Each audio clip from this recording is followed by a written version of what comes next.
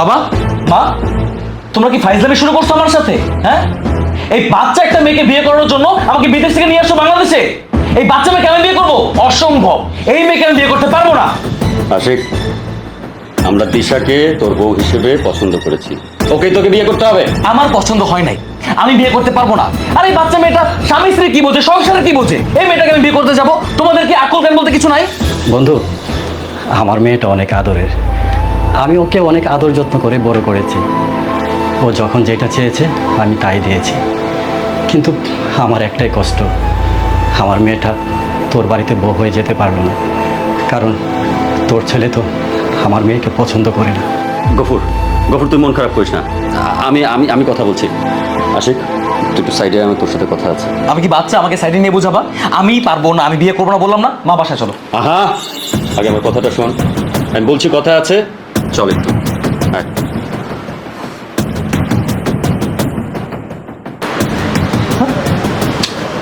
শোন শোন শোন বাবা, আমি মানছি যে দিশা তোর যে বয়সে অনেক ছোট, কিন্তু তুই তো বিয়ে করে বিদেশে চলে যাবি।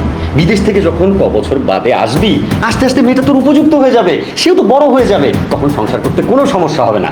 পারবো না, আমি এই বাচ্চা মেয়েকে বিয়ে করতে পারবো না। তুমি বুঝতেছো না কেন বাবা? আমার সাথে ওর যায় না। তাহলে ঘটনাটা বলতেই হচ্ছে। দিশার বাবা গফুর আমার ছোটবেলার বন্ধু, লোকটার ব্লাড ক্যান্সার, ওর বউ নাই। আজকে যদি একটা কিছু হয়ে যায়, মেয়েটাকে দেখার কেউ নাই। তাই আমি ভাবছি যে তোর বউ করে আমি মেয়েটাকে আমার সংসারে নিয়ে রাখি, তারপরে তুই তো একটা সার্টেন পিরিয়ড পরে আসছিসই। বুঝতে পারছি তোমার মধ্যে ইমোশন কাজ করতেছে, যার কারণে তুমি আমাকে প্রেশার ক্রিয়েট করতেছো। আরে বাবা, আমার তো বন্ধু বান্ধব, আরে বন্ধু বান্ধব কথা বাদ দিলাম বাবা। তুমি একটা শিক্ষিত মানুষ, আমি একটা শিক্ষিত ছেলে। একটা শিক্ষিত ছেলে হয়ে একটা ভুল কাজ কিভাবে করি? এটা তো বাল্য বিবাহ। মানুষজন যদি জানাজানি হয়ে যায় না, তোমার আমার জেল থাকতে হবে। আচ্ছা, তুই শিক্ষিত না, জ্ঞানী না? জ্ঞানী মানুষের কাজই তোকে দিয়ে করাবো। আমরা তো বিয়ে করিয়ে কালকেই বিয়ের পরে সব ব্যাপার স্যাপারে যাচ্ছি না। একটা টাইম যাক, মেয়েটাও বড় হোক, ওকে আমরা আনুষ্ঠানিকভাবে বিয়ে করবো, সেদিন থেকে তুই প্রপার সংসার শুরু করিস। কিন্তু আপাতত বিয়েটা হোক, তারপরে তুই বিদেশে চলে যা, সমস্যা কোথায়? বুঝছে, আমার কথা তো তোর পছন্দ হবে না। আমারই কপাল, একটা মাত্র সন্তান। আর যদি আরেকটা সন্তান থাকতো, আমি আমি তার সাথে সময় কাটাতে পারতাম। আমার বাসায় কেউ থাকে না, আমি ভাবলাম মেয়েটা আমার সংসারে থাকবে, আমাদের সংসারটা ভরে থাকবে। না, লাগবে না, চল, আমি মানা করে দিচ্ছি, চল। আচ্ছা ঠিক আছে,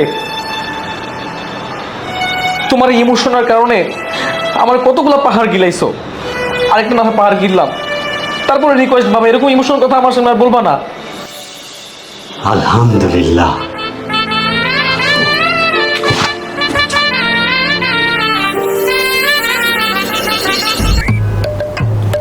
আচ্ছা বন্ধু, এই তুই যে মাইরে বিয়ে করছ, তোর বয়স কত? 12। 12 বছর? তুই একটা ভুল করছ। এরকম ছোট একটা মাই বিয়ে করে তোর উচিত হয় না। তুই মনে করছো 9 বছরে 2 জনের বিয়ে? 9 বছরে 2টা মেয়ে বিয়ে করতাম মানে? বোঝো না, 9 আর 9 18, তাহলে 2টা মিলে একটা প্রাপ্তবয়স্ক মাই হয়ে যেত। তোর মাথা পুরোপুরি গেছে। আমার মতো যায় না, আমি যেটা করেছি ঠিকই বলছি। তোর লাগে 12 বছরের কমাই যায় না। মাইয়ের চাই হচ্ছে আমার সাথে। আমার চুলটা দেখ, কালার করা, অনবার আমার লাগে ভালো মানাইবে, আমার পিসি পিসি লাগ দিয়ে আছে। তোর লাগে মাইয়ে মানা। এই, তুই সব কি বলতেছিস? হ্যাঁ, কিছু খাইছিস তুই? ও তোর ভাবি হয়, আমার বউ। রাগ করতে এসো কা, আমি তো একটু দুষ্টাবাজি করছি ভাবি দেখি। এই বিয়েতে আমার কোনো মত ছিল না, বাবা জোর করছে তাই বিয়েটা করছি। আর এই বিয়ের পিছনে অন্য কারণ আছে। তোর বাহে জোর করে একটা বিয়ে করাই দিছে, আর মোর বাহে একটা জোর করে বিয়ে আমার করে দিত না। কিরে, আবার কি কইলি? না কিছু না, কথা যে বিয়ে যেহেতু করিয়ে ফেলাইছো, যা তাইলে বন্ধু বাসরটা কর। আমার অনেক স্বপ্ন আছে, বাসর করবো। জানো বন্ধু, একটু প্রেম হারছিলাম, মাইয়ের কথা দিয়েছিলাম, সেও আমাকে কথা দিয়েছিলি যে আমরা সুন্দর একটু বাসর করবো। অনেক স্বপ্ন দেখছি, জোটে নাই কপালে। তুই যেহেতু পিছিয়ে একটা মাইয়ে বিয়ে করছো, তোর বাসরটা দেখিয়া আমি আমার বাকি জীবনটা কাটাই দিব বন্ধু। মাথা কি তোর আছে নাকি গেছে কোনটা? এই বাচ্চা মেয়ে বাসরে কি বোঝে? সংসার লাইফের তো কিছু বোঝে না। ওর সাথে বলতেছে বাসর করতে, ওর সাথে কোনো বাসর টাসর হবে না। সবাই তো ঘুমিয়ে গেছে।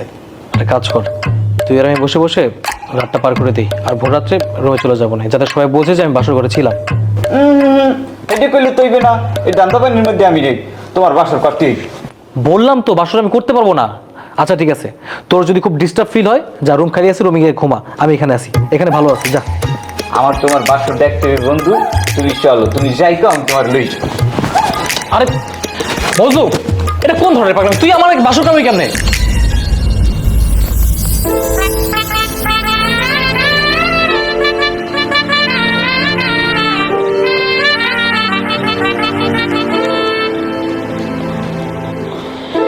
তুমি এত দেরি করে আসলে কেন? আমি সেই কখন থেকে বাসর ঘর একলা বসে আছি। তোমার জন্য টেডি আনতে গিয়েছিলাম আর চকলেট। চকলেট, ওয়াও, চকলেট আমার খুব পছন্দের। আর সেজন্যই আমি তোমার জন্য নিয়ে আসছি। আচ্ছা, আমাকে একটা কথা বলো তো, তোমার আসতে এত দেরি হলো কেন? আমি সেই কখন থেকে বাসর ঘরে একলা বসে আছি। আসলে হয়েছে কি, আমি তো প্রবাস থেকে অনেকদিন পরে এসেছি দেশে। আমার কিছু ফ্রেন্ড আছে না, ওদের সাথে একটু আড্ডা দিতে গিয়ে দেরি হয়ে গেছে। আর তুমি বাসর ঘরে নতুন বউ রেখে আড্ডা দিচ্ছ, তুমি জানো না আজকে তোমার আর আমার বাসর ঘর? বাবারে বাবা, বড় মেয়েদের মতো পাকনা পাকনা কথা বলে। আচ্ছা সরি বাবু, আমার ভুল হয়ে গেছে, আমি আর কখনো দেরি করব না। খবরদার, তুমি আমাকে বাবু বলবে না। আমি এখন অনেক বড় হয়ে গেছি, তাই তো বাবা মাকে বিয়ে দিয়েছে। হ্যাঁ তাই তো, তুমি তো বড় হয়ে গেছো, এখন আর পিচ্ছি মেয়ে নেই। হ্যাঁ তুমি তো বড় এখন। আচ্ছা সরি, আমার ভুল হয়ে গেছে, আমি তোমাকে আর রে বাপ রে বাপ, তোমার চোখটা তো পুরো টানা টানা। হ্যাঁ সেই সুন্দর লাগতেছে, আর বউয়ের শাড়িতে তো পুরা ফাটাফাটি, একেবারে একটা পরীর বাচ্চা। আমার বাবা তাই বলে, আমি নাকি পরীর মতো দেখতে, অনেক সুন্দরী। একদম ঠিক কথা বলছে আমার শ্বশুর আব্বা। যাও বাবু, তুমি এখন কি সুন্দর শুয়ে পড়ো, যাও। তুমি আমাকে আবার বাবা বলে ডাকছো কেন? এখন তোমার আর আমার বিয়ে হয়ে গেছে, তুমি আমাকে বউ বলে ডাকবে। হ্যাঁ তাই তো, সরি, আমি আর কখনোই তোমাকে বাবু বলে ডাকবো না। হ্যাঁ যাও এবার শুয়ে পড়ো। এই এক মিনিট, বাসর ঘরে একটা গুরুত্বপূর্ণ কাজই তো করা হলো না। তুমি কি বিড়াল আনছো? বিড়াল? বিড়াল? বিড়াল কেন? আল্লাহ, তুমি এত বড় হয়ে গেছো, তুমি জানো না যে বাসর ঘরে বিড়াল মারতে হয়? আমি তো স্টার জলসায় দেখছি যে বাসর ঘরে বিড়াল মারতে হয়। যাও যাও, বিড়াল নিয়ে এসো, যাও। হায় খোদা। আচ্ছা শোনো না, এখন তো অনেক রাত, কোথাও বিড়াল পাওয়া যাবে না। বিড়াল, বিড়াল একটা নিরীহ প্রাণী। হ্যাঁ নিরীহ প্রাণীকে মারতে নেই, আল্লাহ গুনাহ দেবে। যাও তুমি শুয়ে পড়ো। না, তুমি বাসর ঘরে বিড়াল মারবে, আমি বিড়াল মারা দেখবো। আরে খোদা, এই বাসর ঘরের বিড়াল মারার ব্যাপারটা কে নাম রাখলো? অন্য কিছু নাম রাখতে পারতো না? এই বাচ্চা মেয়েটার এখন আমি কি দিয়ে বুঝ দিব? কি হলো, তুমি এখনো বসে আছো কেন? আজকে বিড়াল মারতে হবে, যাও একটা বিড়াল নিয়ে আসো। বিড়াল? একটা কাজ করো না, আমি তো বিড়ালের থেকে কম না। তুমি আমারে মারো, আমারে মারো, বিড়াল লাগবে না, আমার মারো। এই, এত বেশি কথা বলো কেন? আমার তোমাকে মারার দরকার নেই, তুমি যাও বিড়াল নিয়ে আসো। তুমি বিড়াল মারবে, আর যদি না আনো আমি এখনই আব্বুকে ডাক দিব। আব্বু! আরে বাপরে, লগে লগে অ্যাকশন, সময়ও দেয় না। যাইতেছি। জ্বালা রে।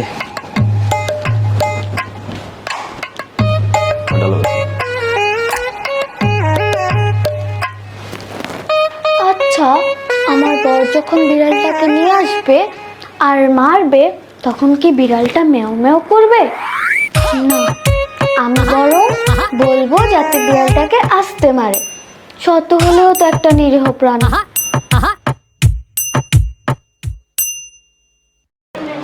ও আমার প্রিয়তমা, চাকরানী রূপে রাজরানী, আমি তোমাকে নিয়ে কবিতা লিখছি। কবিতাটা হচ্ছে ইয়া, ও আমার লাইলি, কি সুন্দর তোমার রান্নার হাত, কবে হবে আমাদের বাসর রাত? তোমার সাথে বাসর করার জন্যে আমার বুকটা বড় ব্যাকুল হইয়া আছে লাইলি। কি আমাকে দেখাইলি? আমি খাইয়ে গেছি ভেল। তোর বেলকির কপালে পিসা মারি আমি। ওঠ! আবার বাসর ঘরে হামলা দিলে? বাসরঘর লাগাইছে, এদিকে আমার জীবনটাই পুরো ধ্বংস হয়ে গেছে ও আছে ওর বাসরঘর নিয়ে। কি সে? কি আর হইব, বাবা একটা বাচ্চা মেরে বিয়ে করাইছে, বাচ্চা মেয়ে মসজিদ ধরছে, বাসরঘর নাকি বিলাই মারতে হইব। ভালো কথা কইস তো। ভাবি কিন্তু ছোট হইলেও বুদ্ধি আছে, ভাবি অনেক চালাক, সব কিছুই বোঝে। বিড়ালটা মার দিয়ে আরে কথা, ও যদি ওই বিড়ালটা বুঝতো আমার কোনো আফসোসই ছিল না। ও তো ওই বিড়ালটা বুঝে নাই, ও তো সত্যিকারের বিড়াল মারতে বলতেছে, খুঁই যায় না সত্যিকারের বিড়াল মারতে বলতেছে। ওই যে টিভিতে নাকি দেখছে যে বাসর ঘরে বিড়াল মারে, এখন মসজিদ ধরছে বাসর ঘরে বিড়াল মারতে হইব। অরিজিনাল বিড়াল নয়? অরিজিনাল বিড়াল বুঝোস নাই তাই না? সত্যিকারের বিলাই আইনা আমার বউর সামনে এটা মারতে হইব, বুঝছস? এখন চল বিড়াল খুঁজতে যাবো।